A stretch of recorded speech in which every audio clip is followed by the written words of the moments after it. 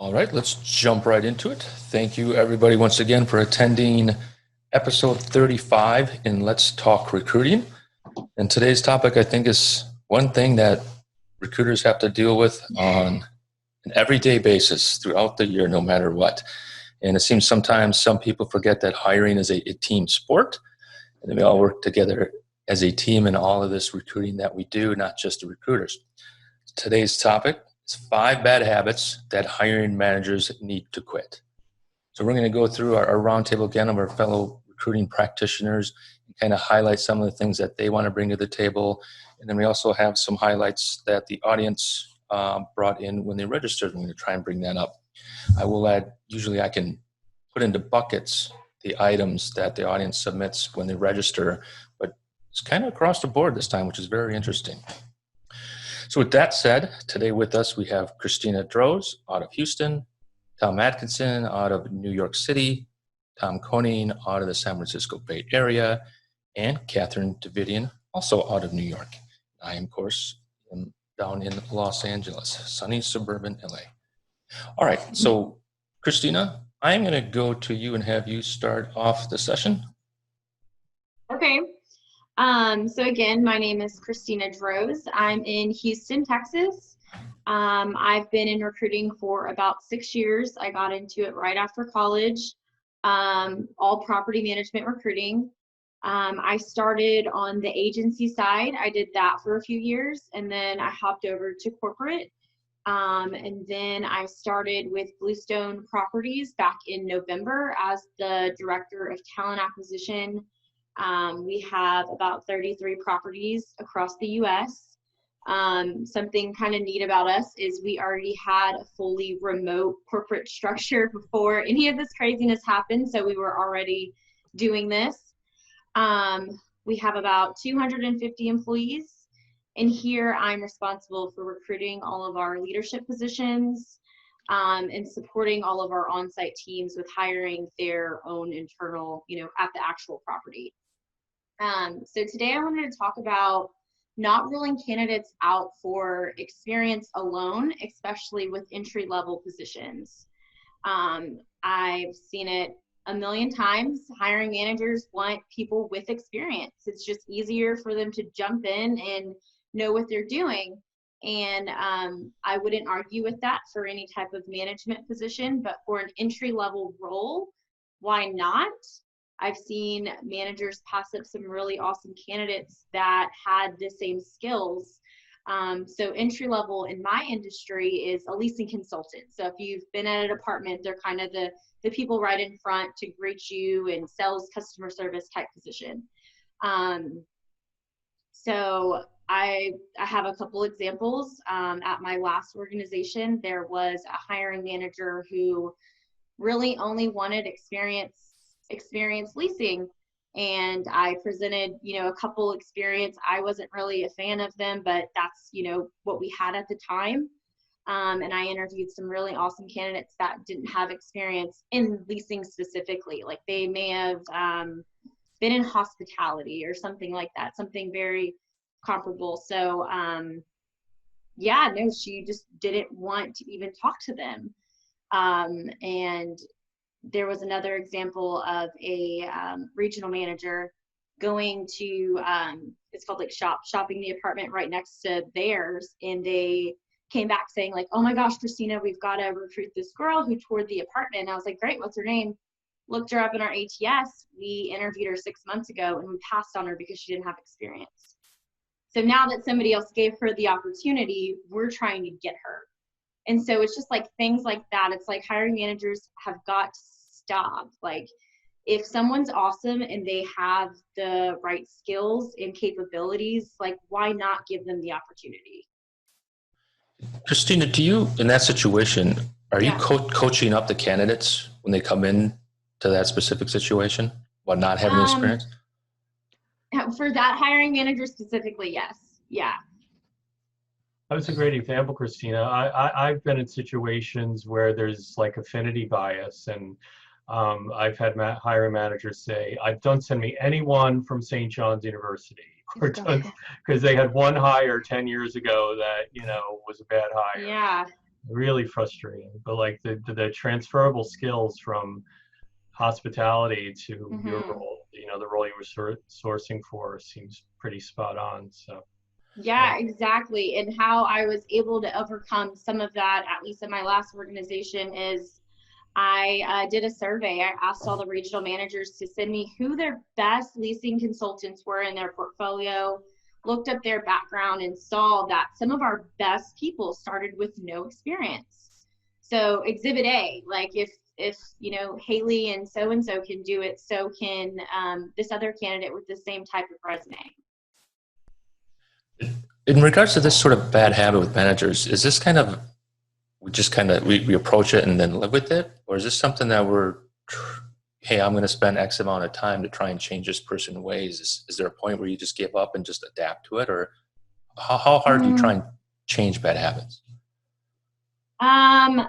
I think that's a pretty important habit that I would continue to push on. Like that's just for like they all started somewhere.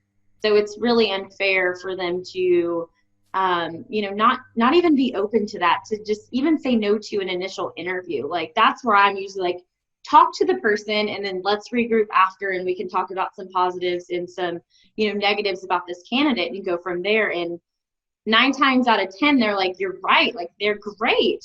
It's just getting them to commit to the interview. So I think persuading them to take that one next step can really help. I knew a recruiter. They didn't do it a lot, but they had one situation where they had to convince the hiring team, probably just the hiring manager, to make that one certain hire, and they ended up doing it. So they put on the calendar on that employee's year anniversary. I'm taking them all out to lunch, and I'm going to kind of rub their nose in it a little bit. But here's in a polite way, right? Polite, professional way. But they wanted to call it out. Hey, remember you didn't want to hire this person. Now they said, I sure hope they're here in a year so I can do it. But that was the plan, to kind of bring that call to attention that, there's the open-mindedness of that interviewing process. Yeah, exactly. Anything else, Tom or Catherine, to add to Christina?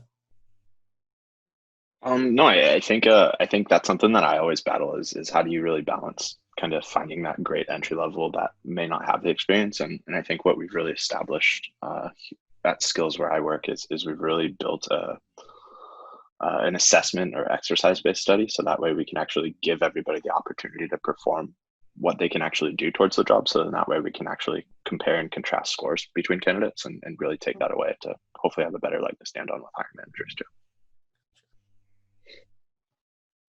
It kind of around the lower entry hiring piece of it. Does anybody do any hiring where they're coming in on a temp to perm basis or on a contract basis? And if so, is that kind of changing the mindset of the manager because it's, for lack of words, a little bit less risky? Do we change up that approach if it's contract? We do that at my employer, and I would say that for us, if we do go the contract to hire route, we can be more lenient or agile in our interview processes. So typically, all candidates are meeting with an executive at our organization, but if we go the contract to hire route, that's something that we could abbreviate from, which is really the only adjustment. It's a good strategy usually to try them out for sure. So how do you get candidates to commit to that? Like, are these unemployed candidates or are these candidates leaving their jobs to go on to a contract basis? I've had both, to be totally honest with you. We have an awesome partnered agency, a partnered company called HireOut, which is actually based out of New York, that actually employs all of our contractors, and they provide them with benefits and they accrue sick time and things like that. So I like to tell people that while it is labeled as a contract, I think there are a lot of perks that get added to it, but it's the opportunity to get your foot in the door with Skills. If it's a place they want to work, they'll definitely go that route if that seems to be the only option. Agreed. Although I will say, if it's a lateral move and you're not some blazing company, it is hard to convince somebody to leave that FTE for contract, right? And I think we all agree to that one. All right, Thomas, let's jump over to you and your item. Sure. I'd like to, what Christina was saying, it sounds like, trust is being built. I think it's getting better with hiring managers.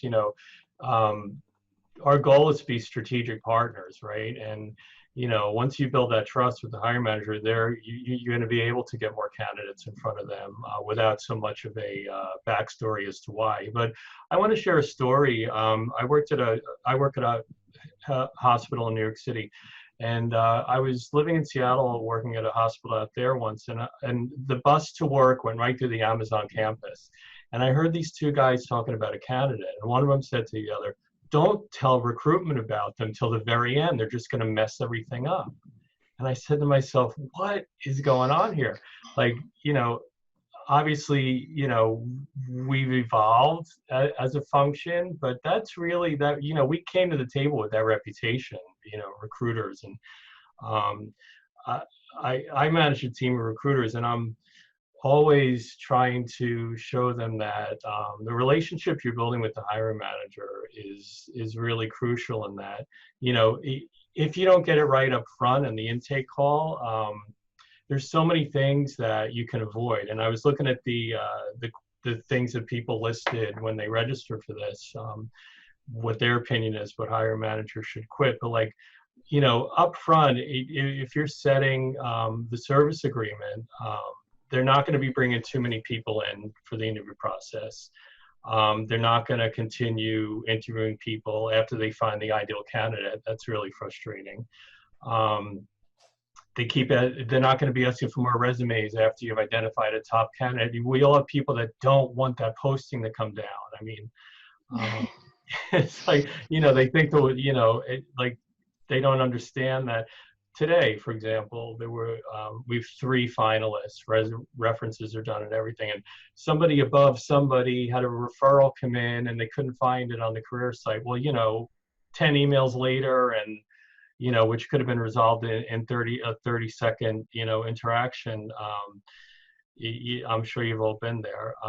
So yeah, it's just becoming strategic partners is something that we're always trying to teach and motivate the team, and to grow, to develop those skills. Thomas, are you doing intake sessions for each rec? Yeah, I mean, unless it's it's a hospital, so certain clinical areas where you hire the same role over and over, you don't need an intake call on every position. Right. But for the most part, yeah, we have an intake call with every new rec that comes in, and it's a period of time where you set the expectations. We're going to look at it in 5 days, and we'll review resume. I never leave an intake call without a 30-minute weekly follow-up on the calendar. Even if you end up not doing it, at least it's there. It's there. You can address. You can set your own process. An hour before you look at any new resumes and you're ready for the call. Just get it on the calendar. And I think they feel like it's a touch point that's important to them as well. If they know it's there every week, and they a lot of times it's perception that they're chasing you for things, but if it's on the calendar, it's certainly a good plan in my view. Yeah, the different recruiting departments I've been in, if you're trying to go from that order taker to that consultative approach, that first step and must-do step is to be practicing intake sessions. Right? To your point, if it's the same job, same manager, yeah, you don't got to do it. But as a principle to kind of set that tone and kind of to address any bad habits, that intake session is like a key trait of a good program that I've seen. To Tom, Christine, and Catherine, are you guys doing intake sessions and kind of setting the tone while Thomas is speaking? Absolutely. I think it is just key to have that intake call. I support engineers, tech mostly, and each role there's a different flavor of technology. So you really need to be able to work with the hiring manager to really understand what they're looking for. And like Tom said, just building that strategic partnership is key. If we don't do that by taking those intake calls and by doing a weekly catch up, then how are we going to earn the trust of that hiring manager, where they will be able to look at our role, look at our candidates and be excited for our candidates? Because again, it's all about that relationship. When you have a good relationship, they will interview your candidates. Yeah. I try to before COVID and all, we're pretty much on site. You got to get out of your chair and go there for it too. That's a whole different experience, because once you have a face-to-face with a hiring manager who can be, we all get the ones that have the reputation. Oh my God, poor you. You have to work with that one again, or you have to work with that one. I worked with her last year. It was terrible. Get up and go sit in front of them. It changes things, when they can put a face to the email. So it's, now's different. Now it's everyone's changing.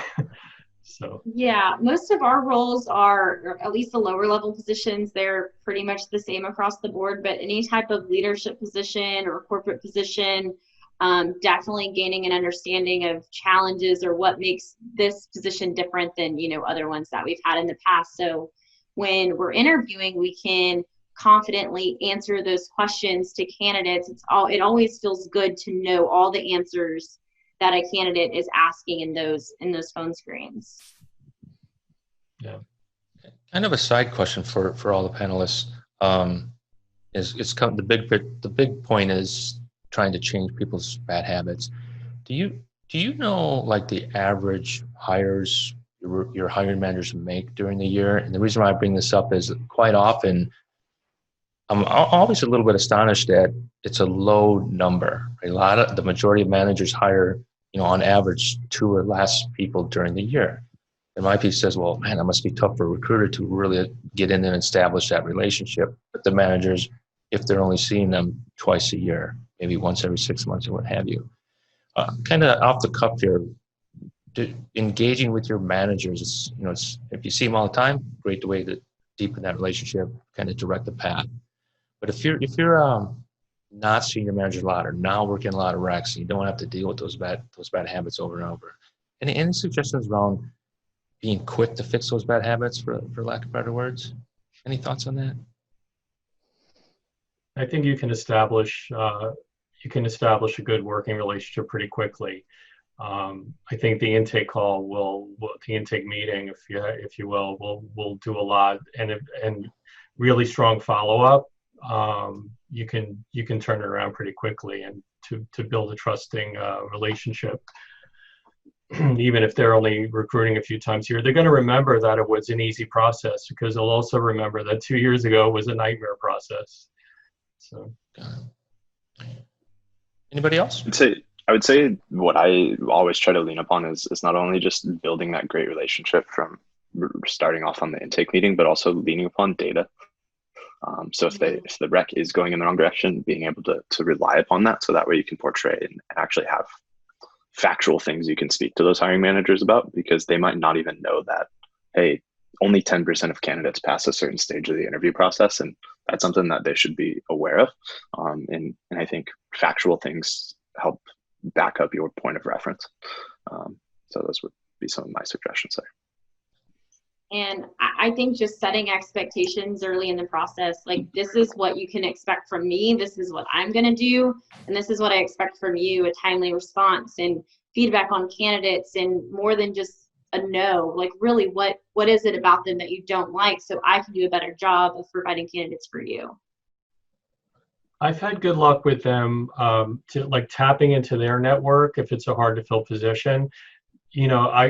My experience has been they're really receptive to taking part in that way. Even if you craft the message they're going to post on their LinkedIn with a link to the job, I've never had a manager not love that they were doing that. So we've been using that a lot for the hard to fill roles that we don't get a lot of volume on. Agreed. I would say taking even a step forward from emailing candidates, like Tom said, to having the hiring manager, if possible, sit in on the first initial call with the candidates, and I think that's really helped hiring managers really get a better feel for those candidates and understand what be able to just hash out right at the beginning what those candidates are looking for and what we're looking for, and making sure it's a good fit. Got it. Excellent. So, Tom, let's jump over to your item.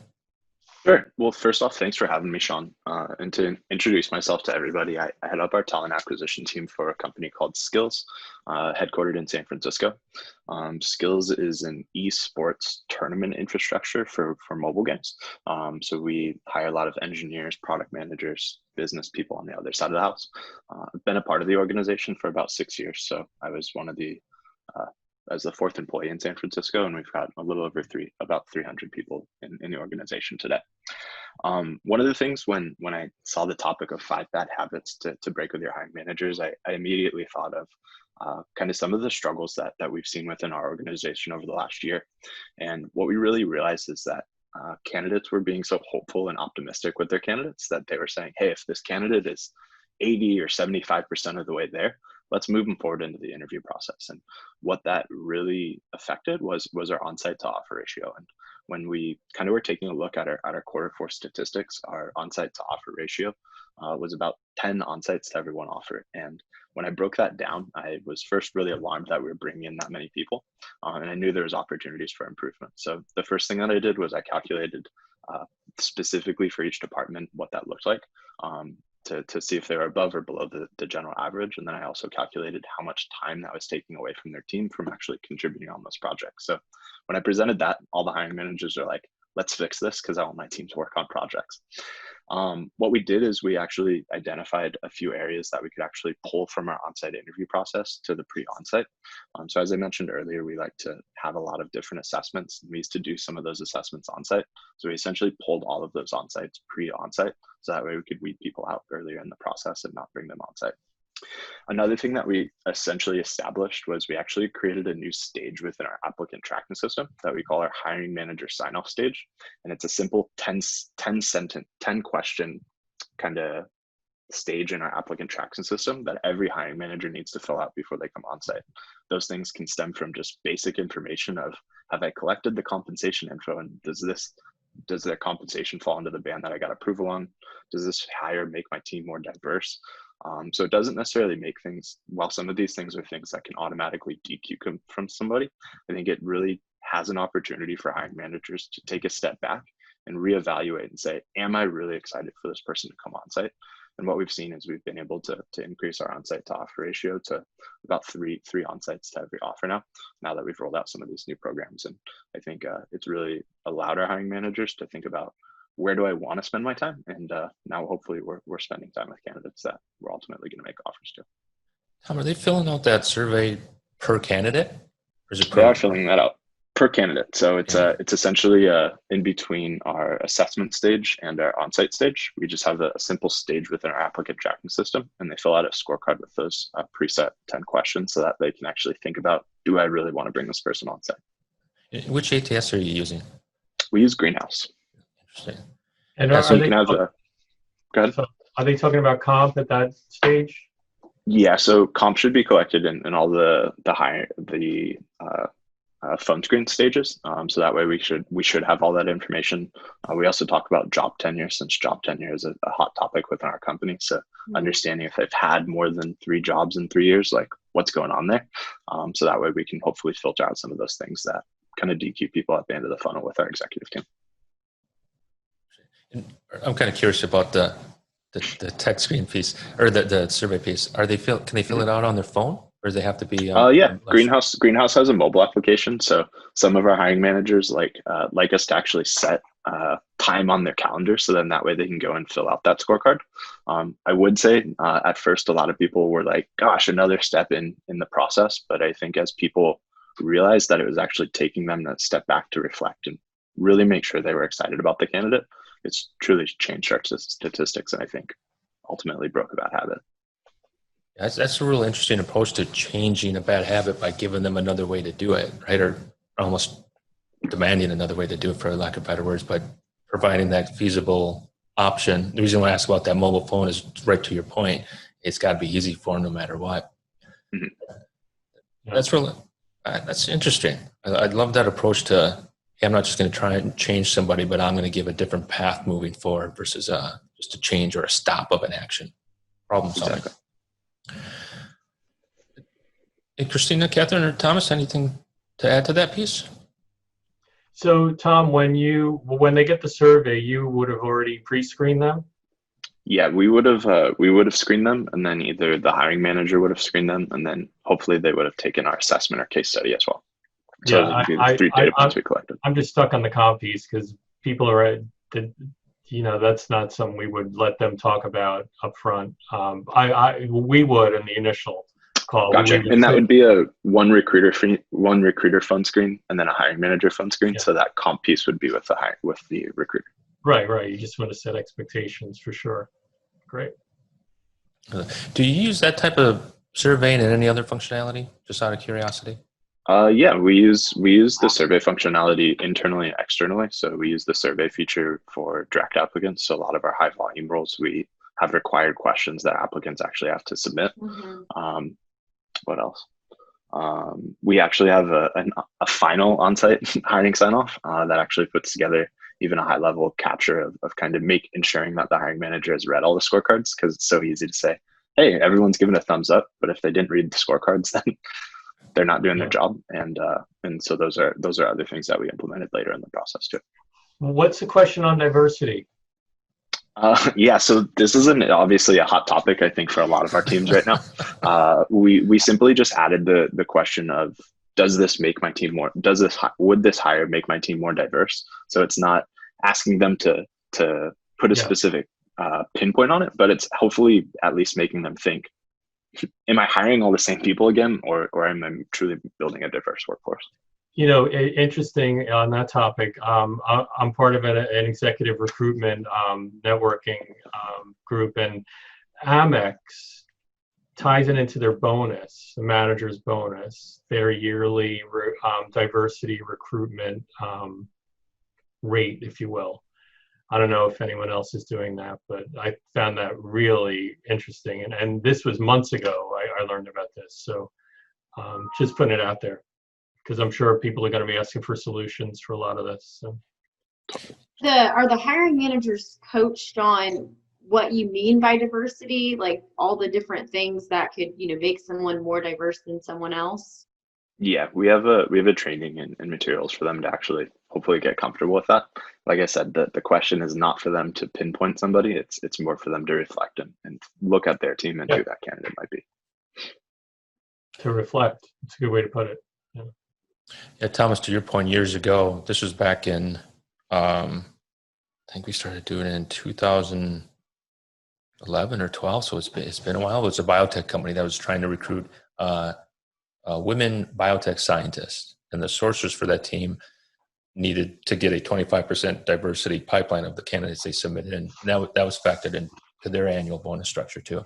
It's the only time I've seen it within the recruiting team to factor in that. I'm sure it's getting to more places. I've also seen it in retained search agreements where they agree to a certain percentage of the candidates they present be diverse. Excellent. All right, Catherine, let's sort of jump over to you. Sure, thank you. Just to add on the diverse piece, actually, I work for Mastercard. I've been here for about a year. I support some of our mid to high level engineering roles within the New York and our St. Louis locations. But to just touch on the diversity piece, we are required to submit at least 2 candidates per rec that are diverse candidates before we can move forward with any offers. So that is something that all of our recruiters are doing across Mastercard, and keeping us, keeping our hiring managers, at least allowing our managers to interview a minimum of 2 diverse candidates per rec before going to offer. So just wanted to add that. But yeah, again, I'm with Mastercard. I would say one thing that I could bring to this topic is when I joined Mastercard, we had a very high contractor conversion rate because our managers didn't really have that trust factor in with our recruiting teams that they can find top talent. So they relied heavily on agencies and bringing people in as contractors and then doing a 6-month contract conversion. But then when I had joined our New York office, really getting that client facing time with the hiring managers, gaining their trust, showing them the ability that we can do, the type of candidates that we can recruit for them, that started building that trust factor. And then to that point, I have built some really wonderful relationships with some of our hiring managers that they don't even have to review resumes at this time. So I screen my candidates and I just put time into the calendar for those candidates to speak with those hiring managers. And I think that was a big change in our kind of culture because, again, they didn't really trust recruiters when I first joined. Catherine, around that trust factor, this sort of goes back to like the bigger picture around changing people's bad habits.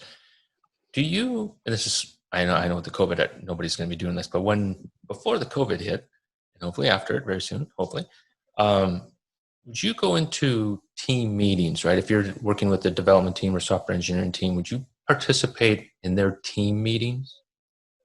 Absolutely. I was involved. I had, of course, a weekly one-on-one with the hiring managers. We actually put together sourcing blitz with our actual engineering team, where I would sit in with the engineers, teach them simple Booleans, and have them actually reach out to engineers on their LinkedIn profile, and guaranteed anybody who would respond back to our engineers a call back from the recruiter. And then, an incentive, they'll get an employee referral bonus for anybody that they helped us find candidates for. But to your other point too, yes, to sit in the meetings, understand the recs, that kind of goes with the intake calls, but there's so many different levels of engineers, so many different roles that they can be doing. So, we look for candidates with that kind of prior experience. So it's something you have to do. You have to really understand what that engineering team is looking for, and to sit in with them and understand on a day-to-day what they're doing is so key. Yeah, so to me, that sort of goes along the line of if you're going to take that consultative approach to your team, which would allow you to get in there and change habits over time and kind of set the tone on this is how we recruit at the XYZ company, that, hey, you should be doing intake sessions, and that other must do is that in there with that team. So it gives you a chance to just show you, to speak to more than just your recs, right? To sort of just set the tone around the recruiting piece of it. This was back in another lifetime ago. I think I was a teenager, so 3 decades ago. I was a medic, and one of the principles that they would teach us on was you teach the group and you treat the individual. So it's the whole ounce of prevention is worth a pound. Ounce of prevention is worth a pound of cure mentality. So I love it to see when recruiters are in there in the mix with the team. It's not just talking about how many candidates are for your rack, but in the team meetings about the company. Great opportunity to demonstrate and kind of set the tones. Because for Christina, Tom, and Thomas, are you in your team meetings, and are you kind of taking these opportunities to demonstrate how recruiting is done at your companies? Just curious. I would say definitely. I try to hit on these things in my team scrum meetings, and then I do try and attend as many hiring things as I can. But just with the size of my team, can't make all of them, but try to set the example best I can. Yeah, we have our own recruitment meeting on Mondays with all the hiring managers and our VP. So it is separate than their other meetings. But we do utilize Slack, which most of the channels are public. So I'm able to just kind of be in the know on what's going on without physically or on the phone with them. Thomas? I stay connected weekly one-on-ones. We also have a recruiter lounge every Wednesday afternoon, and we share data. People bring articles. We rotate, just like a kickback and share recruitment stuff. So it's always it's a nice break for everyone. It's casual. I keep abreast of what's going on with their recs and their hiring managers. And it's a pretty small community, this hospital. So a lot of people know where to go if they're not getting what they need. So. I've recently started, I'm an operations person, right? Like Christina, I started in agencies, went ops quite some time ago. And usually I'll do reporting around recruiter activity and recruiter productivity. Mm-hmm. Lately, it's been about reports by hiring manager and by department. So the reports aren't spotlighted on the recruiter. We got those, but now the VP of TA is taking the data and reporting and going out into the business. The last one was the sales department. They needed to hit certain hiring in order to be eligible for their spiff bonuses and stuff like that. So it's really interesting to see, hey, it's not just about recruiting for recruiting, but recruiting for the business. I don't see that very too often, but I'd like to see companies starting to do that, taking recruiting data into the business world, kind of, Tom, to your point about have that data, right, to speak to the data, so to speak, and not just make it a new marketing term, but literally have it and speaking to it. But it has to be clean data, because they can run with the wrong data and it goes all over. Yep. Yeah. To your point, when I do recruiting data, when I go into a new place, I do weekly scorecards because it's a short story. So the first 3 to 4 weeks, recruiters typically kind of freak out a little bit. But then once they see how it's done and what's the expectation and what have you, then it just smooths out and it's just smooth running from there, because they know, to your point, Thomas, that information is going out to the business. The business is seeing it. I need to make sure this is all straight and legit in a timely manner. Yeah, you got that initial freak out. I call it the freak out period, but then it smooths out. I mean, I've heard SVPs say 30,000 applicants. How come I need 6 people in that area? 30,000 in a year applied to some position, and I don't know how that data got out, but Wow. how come we have 6 vacancies? Like, 30,000 people have applied. Yeah, I did a project with a fruit company in Sunnyvale, and they had 1 million applicants every year coming through. It's like, dang, what do you do with that many people? So it's like having that big consumer brand isn't always a blessing from a recruiter's perspective. Right. So a little bit over, any final comments that anybody wants to sort of add to kind of really, not necessarily what those bad habits are, but how to change them in our hiring team? Any final thoughts? Christina, I'll start with you and kind of go clockwise. Oh, sorry, I was scrolling through some of these questions over here. I think, there were some really good points today. I think just with most things, communication, setting expectations, those are just 2 huge things in general. And gaining the hiring manager's trust. I know that's what Catherine, was talking about some. And that can take time. A new recruiter coming in, sometimes they just don't get that same type of respect. So, working hard and showing them that what you can do. That's just, those are just a couple of things that I took from this. Catherine? Agreed. I think, it takes time, and you building those relationships are key.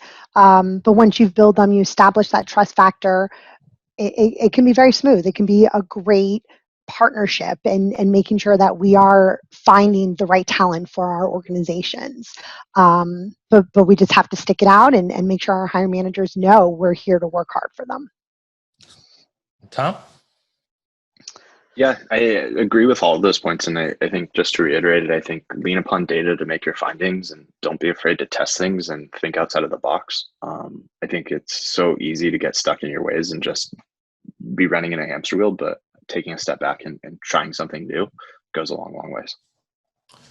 And Thomas, any last comment? Yeah, just approach it that it is getting better, and hiring managers are evolving too, and hire people on your teams that are excited to give good service and really in the spirit of what the role is, and just keep chipping away at it. It's good. It's a great field to be in, and I think slow but sure organizations are realizing that we have a seat at the table, and we drive a lot of success. So.